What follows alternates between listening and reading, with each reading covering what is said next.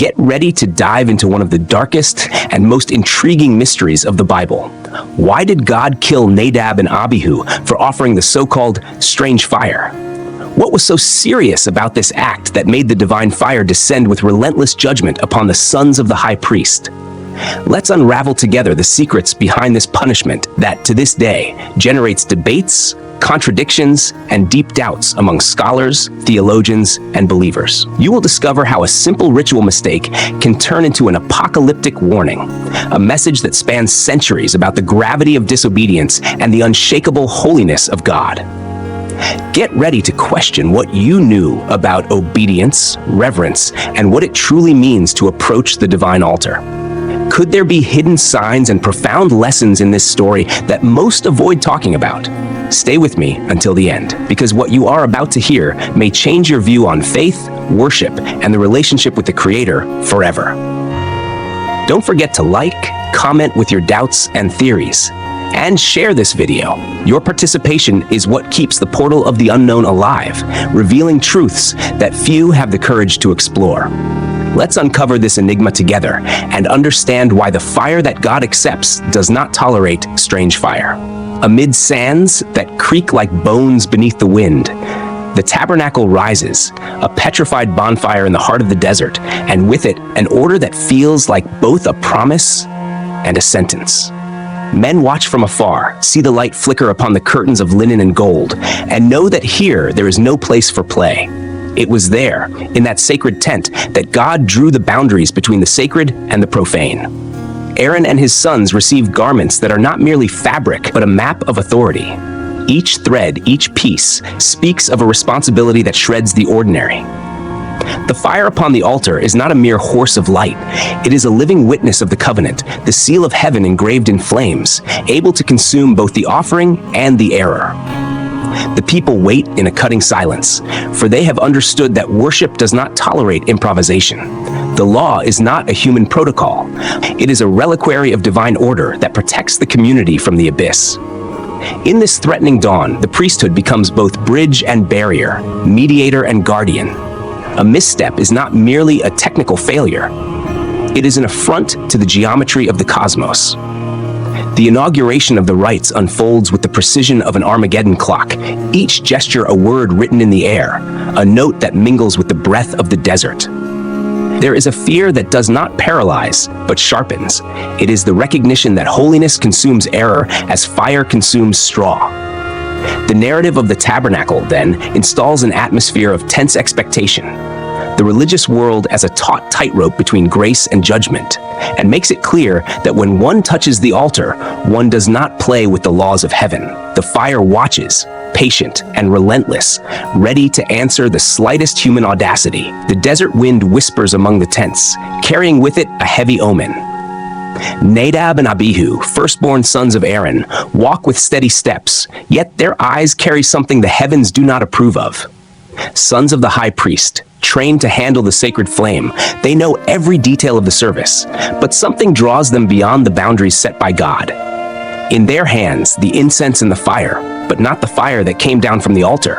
Rather, another, from an uncertain place, a profane heat that dares to rival the flame of the Lord. In the air hangs the scent of defiance, as if the desert itself held its breath. The commands of Leviticus echo like forgotten thunder, yet they do not listen. Perhaps drunk with wine, perhaps intoxicated with arrogance, they step before the glory without fear. The silence of the people is like glass about to shatter. The elders watch, unable to stop the act. The strange fire rises, mingles with the sacred aroma, corrupts the ritual, and tears the purity of the moment. The act is not merely a technical error. It is the invasion of a foreign element into the architecture of obedience, a breaking of cosmic boundaries. Every spark seems to cry out against the throne, and the universe awaits the response. Nadab and Abihu do not realize that, in crossing that invisible line, they awaken the severe side of the divine presence. There is no thunder, no warning, only the tension of an instant stretched to its breaking point, as if the very atmosphere knew that something is about to explode. And at the center of this scene, the strange fire burns, insolent, as if attempting to compete with the eternal fire. unaware that before the Holy One of Israel, there is no possible rivalry, only the judgment that approaches swiftly like a storm. Then, without warning, the sky opens like a blade, and the fire of the Lord bursts forth from the holy place. It is no common flame. It is living light, sharp, cutting through the darkness and engulfing Nadab and Abihu in an instant with no return. The sound is dry, like wood splitting, but it is flesh and soul being pierced by judgment. The people draw back in terror. Some fall with their faces to the dust. Others shut their eyes to avoid seeing what cannot be endured. The scent of incense mingles with that of something burned, and the silence that follows is heavier than any scream. There is no time for mourning, no right to explanations. Aaron, the father, sees the still bodies of his sons, but the weight of the divine command prevents him from tearing his garments or uttering a cry.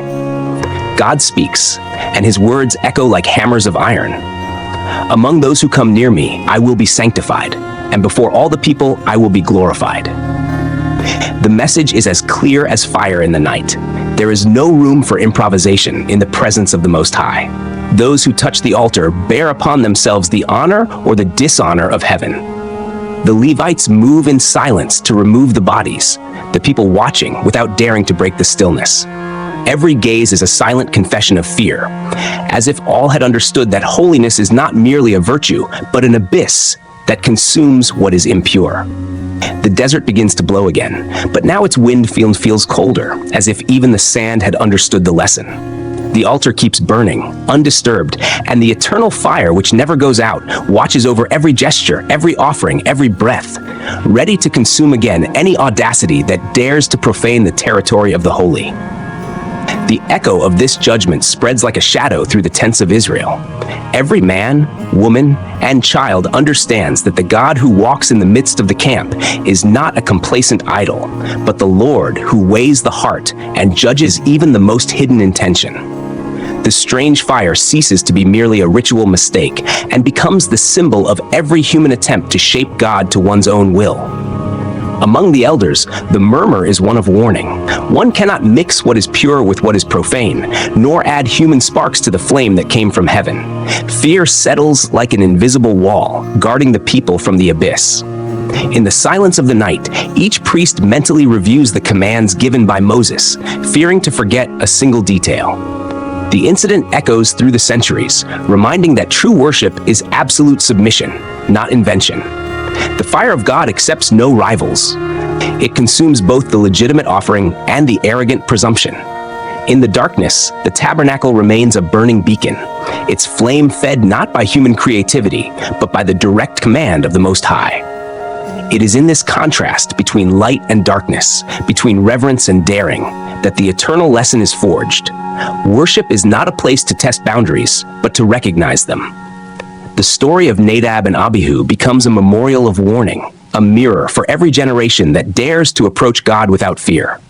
For the same fire that warms and purifies is the one that judges and destroys, and the desert, silent witness to this encounter, seems to keep in its dunes the dry sound of judgment. Whoever crosses the camp at night feels the invisible weight of this memory, as if every grain of sand repeated the sentence, "Holy, holy, holy is the Lord. Before him, all audacity dies." But it is not only the past that trembles before this story. The echo of the strange fire crosses generations like a thunder that never ceases. The lesson is more than an ancient warning. It is a decree engraved in the very fabric of time. Obedience is not an ornament. It is a foundation. To worship the Lord is not an act shaped by human taste, but by the exact form he himself revealed. In the silence, it becomes clear. Every time someone mixes their own will with God's command, the risk is to ignite a fire that heaven does not recognize. The danger is subtle. Often the act appears well-intentioned, even beautiful in the eyes of men, but if it did not come from the altar, it is born condemned. The fear of God becomes the key to preserving life and purity in worship. In the desert, the divine presence is at once comfort and threat, like a wall of fire that protects and consumes. The priests understand that carrying holiness is not a light privilege, but a weight that demands constant vigilance. The memory of Nadab and Abihu serves as an anchor, preventing zeal from being exchanged for vanity, or fervor from being stained by haste. Thus, in every generation, the call remains to examine every gesture, every word, every offering, asking not does it please me, but was it commanded by him? 4. Just as in the desert, the altar still burns, and the presence of the Holy One continues to be both light and sword. The world may change, the rituals may transform, but the essence remains. God does not share his glory with strange fire, and those who draw near without reverence, even without realizing it, walk the same fine line that separates life from judgment. And when we look at the present day, the strange fire no longer appears only as incense or ritual, but as any attempt to invade the sacred space with corrupted motivations. It is the word preached for self-glory, the worship performed for display, the prayer shaped to please human ears and not the heart of God. The danger remains. The altar still demands fire that comes from heaven, not from the furnaces of vanity. Many do not realize that by shaping worship according to trends, tastes, or conveniences, they are rekindling the same affront that consumed Nadab and Abihu. Holiness does not bend to fit into the hands of man. It remains unshakable like a wall of bronze. The call today is urgent as it was in the desert. Return to obedience, purify intentions, expel from the altar every trace of self-exaltation. The story is not merely an ancient record. It is a mirror that exposes the corrupted spirituality that often disguises itself as zeal. And for those who serve, the responsibility is even greater, because the error of a leader can open breaches for an entire people. In the midst of the spiritual chaos of the modern world, the strange fire has become more sophisticated, more disguised, but no less deadly. And just as before, the Lord continues to weigh hearts, to examine every gesture and every word spoken in his name. The altar, invisible to human eyes, remains surrounded by holy fire, and the line between reverence and profanation is as thin as the breath of life we carry. Time may have advanced, but the judgment of the Most High does not age. And even today, he calls his people to abandon false flames and to be warmed only by the fire that proceeds from his eternal throne.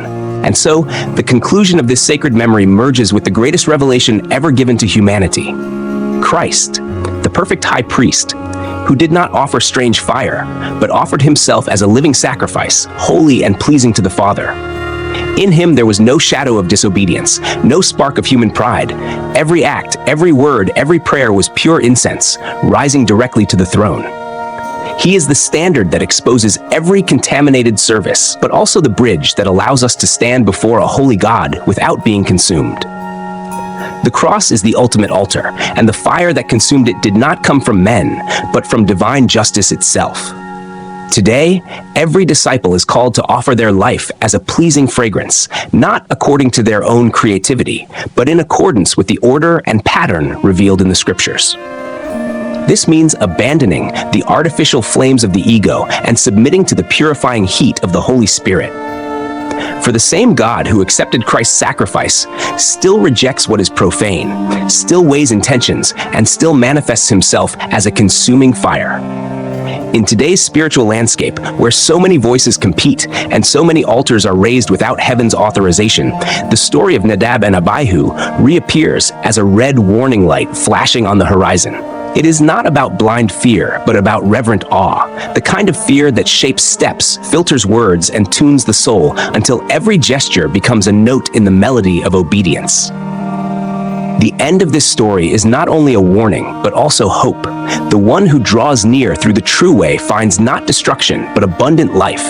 The fire still burns, but for those who come purified through obedience and faith, it does not consume. It warms, it illuminates, and it makes eternal. The memory of Nadab and Abihu remains as a dark beacon, reminding that every approach to God demands absolute purity and tireless reverence. The strange fire is not a detail lost in the mists of the past, but a vibrant warning to those who dare to present themselves before the divine throne without due fear. The holiness of God is like an unfathomable abyss, a force that attracts and repels with equal intensity. For those who venture to manipulate the sacred according to their own rules, the fate is sealed with fire and silence. The lesson burns at the heart of history. There is no room for improvisation at the altar of the Most High, nor for the arrogance of those who think they can reinvent worship according to their whims.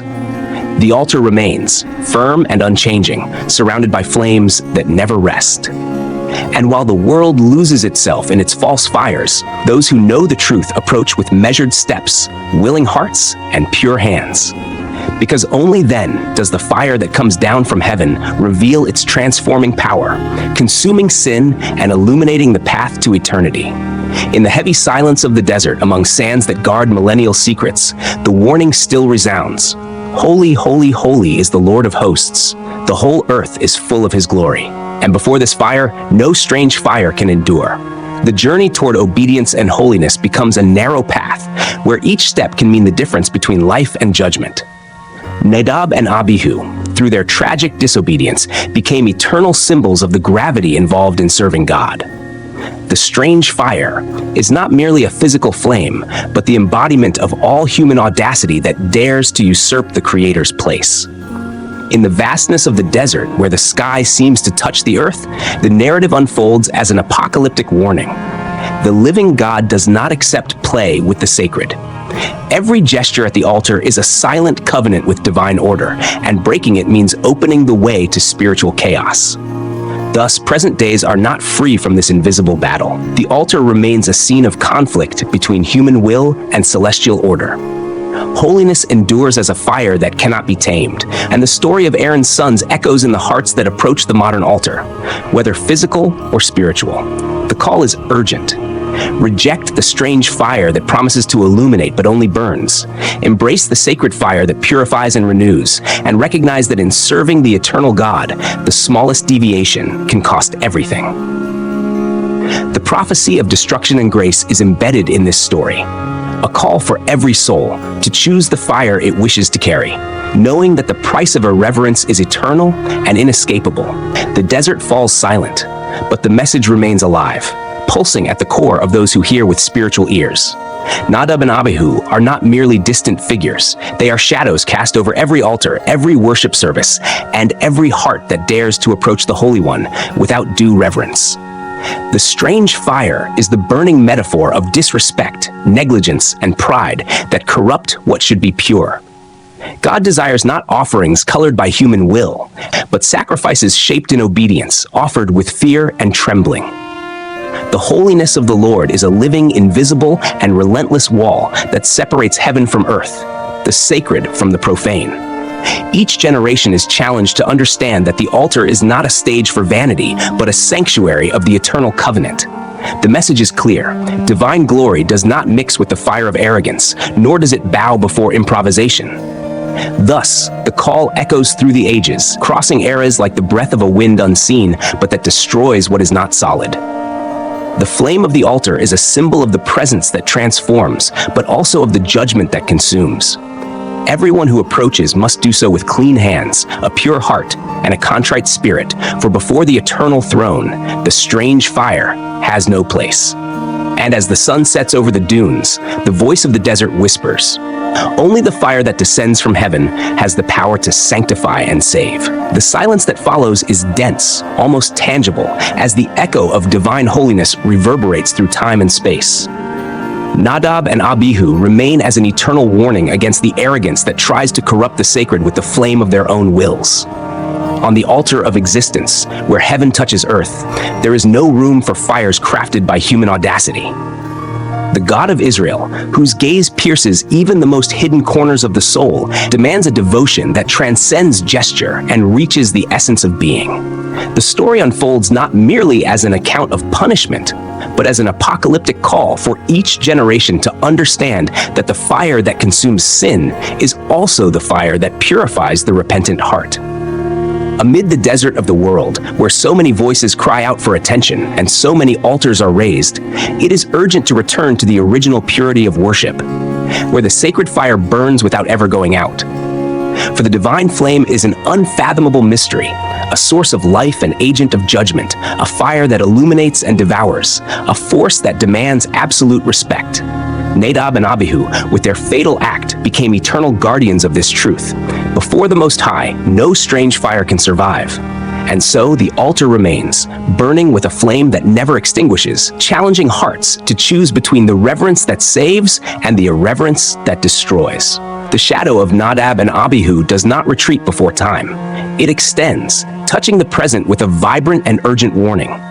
The strange fire is not mere physical fire, but the personification of every human attempt to usurp the Creator's place, to subvert the sacred order with the flame of vanity, neglect, and pride.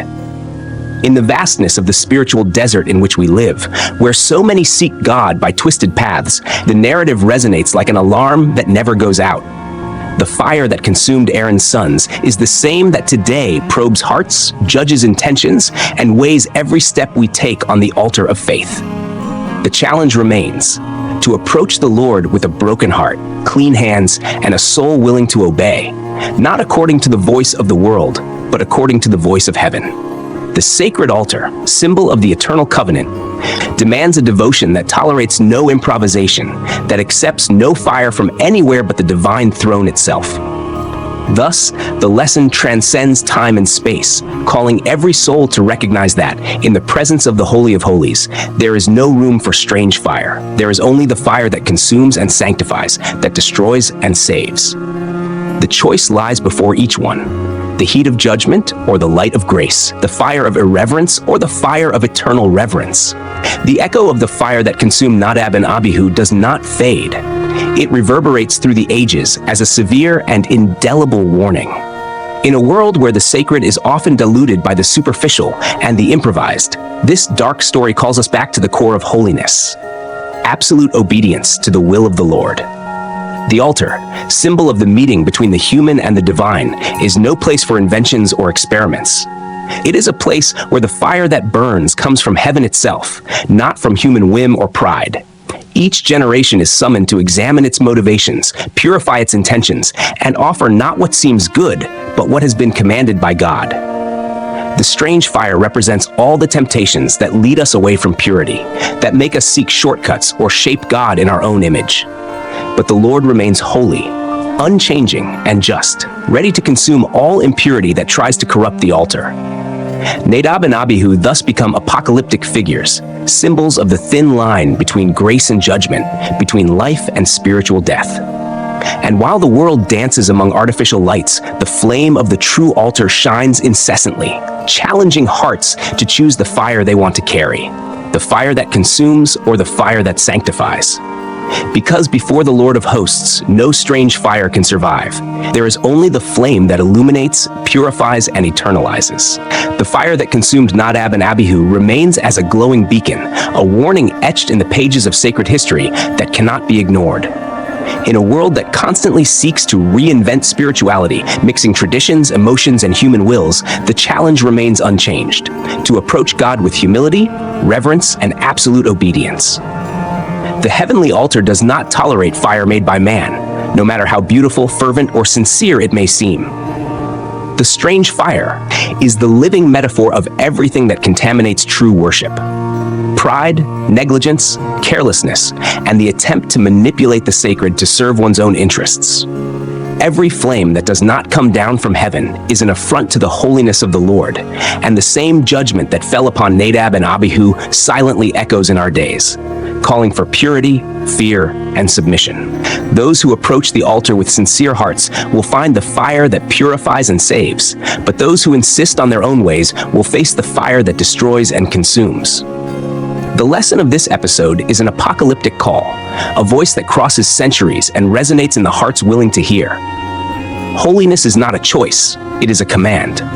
Obedience is not a suggestion, it is a requirement. And the fire that burns on the altar tolerates no strange, profane, or improvised flame. In the eternal flame of the divine presence, there is only room for the fire that comes from heaven, the fire that transforms, the fire that saves. The flame of the altar remains, unquenchable, as a witness to the sovereignty and absolute holiness of the Lord. Nadab and Abihu, in their fatal audacity, became eternal symbols of the boundary that no man should cross before the sacred. The strange fire is not merely an ancient story. It is a warning that transcends times, cultures, and contexts, calling every soul to recognize that true worship is not built by human creativity, but by exact observance of the divine will. In the vast theater of the cosmos, where the invisible meets the tangible, the presence of God does not accept manipulation of the fire He Himself kindled. Every artificial glow, every flame forged by the ego is doomed to be extinguished before the fire that consumes and purifies. The message echoes through the ages like an apocalyptic whisper. Approaching God requires immaculate purity, absolute respect, and a submissive heart. The altar is a place of encounter with the infinite, and there is no room in it for strange fire, deviation, or disobedience. The holiness of the Most High remains an impenetrable wall, guarding the mystery of life and death, light and darkness. For those who recognize the weight of this truth, there remains the invitation to walk in the fear of the Lord, to nurture the flame that came from heaven, and to abandon every fire that is not holy. For only then can one remain in the embrace of grace and escape the embrace of judgment. The desert silently guards this truth, while the eternal flame of the altar continues to shine against the darkness of the world. The story of Nadab and Abihu is not just a distant account, but an urgent summons that crosses generations, reminding that God's holiness is immutable and uncompromising. Every act of worship must be a faithful reflection of the divine will, for any strange fire, no matter how attractive it seems, carries with it the poison of spiritual death. The judgment that consumed Aaron's sons is a shadow that follows every worship that strays from purity. In the modern spiritual arena, where so many try to shape God in their own image, this warning is a call to humility and reverence. The altar remains a place of encounter between heaven and earth, and the fire that burns upon it is a living testimony of the Lord's glory and power. The choice before every believer is clear: to approach with a pure heart in absolute obedience, or to face the shadow of the fire that destroys. And so, while the wind sweeps across the silent sands of the desert, the call echoes firm and tireless. The holiness is the path, obedience is the veil, and strange fire will never find a place before the throne of the Most High. The flame that consumed Nadab and Abihu remains as a blazing mirror, reflecting the severity of divine holiness for all generations that dare to approach the heavenly throne. The story is not just an ancient account, but an apocalyptic warning that transcends time, calling every heart to recognize that the altar of God does not accept fire made by vanity or human will. In the vast spiritual desert in which we live, where so many seek the divine presence through twisted and improvised paths, the call is clear and unavoidable. Holiness and obedience are the only gateways to true communion with the Most High. The strange fire is not a mere metaphor, but the embodiment of all arrogance that tries to manipulate the sacred, of all negligence that corrupts worship, and of all presumption that disrespects divine order. The judgment that fell upon Aaron's sons remains vigilant, reminding that the Lord is a consuming fire, whose flame purifies the pure and devours the impure. Therefore, the lesson echoes through the centuries like an alarm that does not silence. To approach the living God, one must abandon strange fire, embrace the sacred fire, and surrender to the holiness that transforms, saves, and eternalizes. The fire that consumed Nadab and Abihu is not confined to a distant past. It burns in the depths of the human spirit, reminding that the holiness of God is a living fire that admits no rival. On every altar raised by man, whether in temples or hearts, the question echoes silently and relentlessly: which fire do you offer? The strange fire, made of personal wills, vanities, and negligence, or the sacred fire, kindled directly by the hand of the Most High? The desert witnesses in its vastness the eternal drama between the sacred and the profane, between the light and the darkness that dwell within the human heart. The narrative of Nadab and Abihu resonates as an apocalyptic sentence, a thin line that separates life from death, judgment from grace, communion from condemnation. The altar is the stage of this invisible battle, where every gesture, every word, every intention is heavily weighed by the God who sees all. Therefore, the call remains urgent and immutable. Approach the Lord with clean hands, a pure heart, and a reverent spirit, rejecting every flame that does not come from the divine source. For before the fire of the Most High, there is no room for the strange.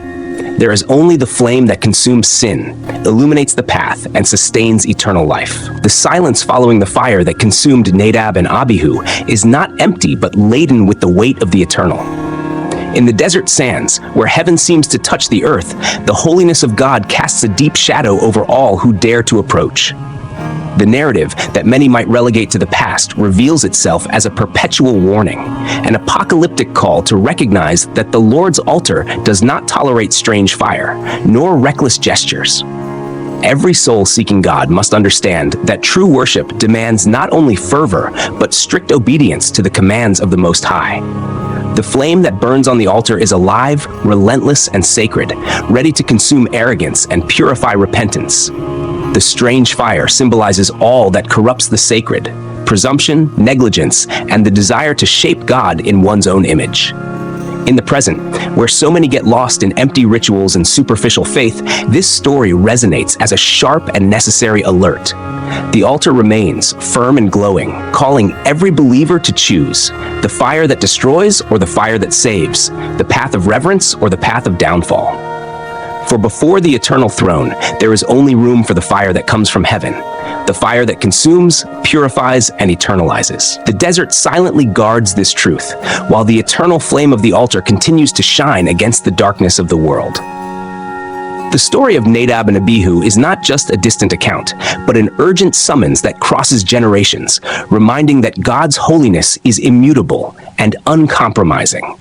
Every act of worship must be a faithful reflection of the divine will, for any strange fire, no matter how attractive it may seem, carries with it the poison of spiritual death. The judgment that consumed Aaron's sons is a shadow that follows every worship that strays from purity. In the modern spiritual arena, where so many try to shape God in their own image, this warning is a call to humility and reverence. The altar remains a place of encounter between heaven and earth, and the fire that burns upon it is a living testimony of the Lord's glory and power. The choice before every believer is clear: to approach with a pure heart, in absolute obedience, or to face the shadow of the fire that destroys. And so, while the wind sweeps across the silent sands of the desert, the call echoes firm and tireless. Holiness is the way, obedience is the veil, and strange fire will never find a place before the throne of the Most High. We have reached the end of this journey into the mystery of the strange fire that consumed Nadab and Abihu, an apocalyptic warning about the absolute holiness of God and the seriousness of obedience in divine worship. We have seen that the Lord's altar does not tolerate improvisation or human will.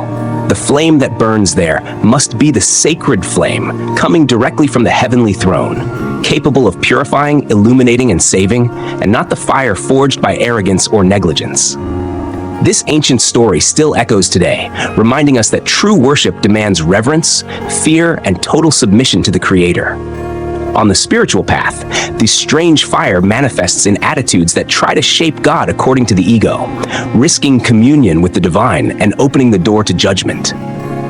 The lesson is clear: only absolute obedience and deep respect for holiness can ensure that the flame we consume is the one that comes from heaven, the one that warms the soul and renews life, not the one that destroys.